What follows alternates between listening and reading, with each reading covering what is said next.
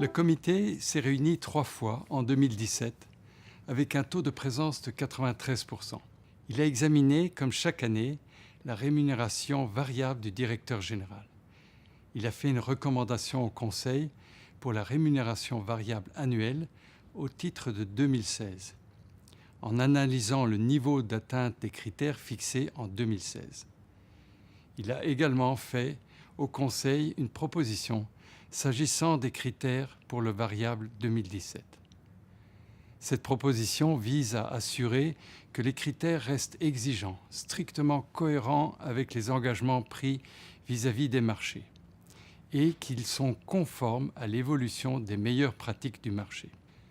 Ainsi, le comité a recommandé au Conseil que le nombre de critères quantitatifs soit réduit à 4 et que la part de l'EBIT soit accrue.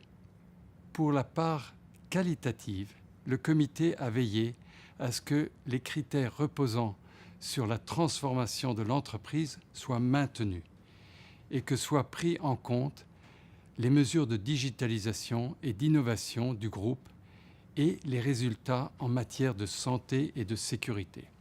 Le comité a revu les montants et la répartition des jetons de présence. Le comité a recommandé que l'enveloppe de ces jetons ne soit pas augmentée. Cette enveloppe reste donc à un niveau constant depuis 2014. Le comité a également examiné le plan de rémunération à long terme pour 2017 et engagé une réflexion sur le plan pour 2018. Le comité s'est assuré que les critères de performance restent pertinents et exigeants. Enfin, le comité a suivi la mise en œuvre du plan d'offres réservé aux salariés, qui a été finalisé avec succès en fin d'année. Le comité a recommandé que ce type de plan continue à être proposé à l'avenir de manière régulière.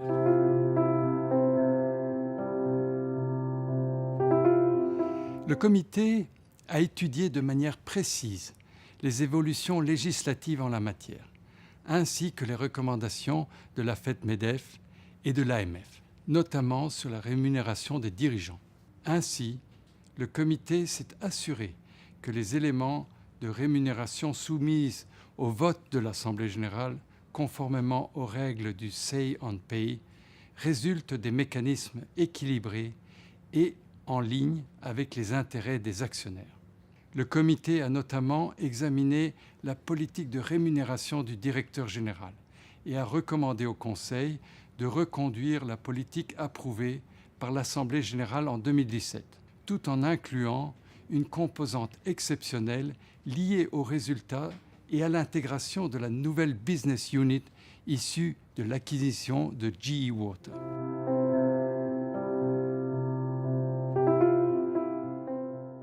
Le comité va continuer à suivre attentivement les évolutions réglementaires et les meilleures pratiques sur les questions de rémunération, afin de s'assurer que les mécanismes mis en place par Suez restent exigeants.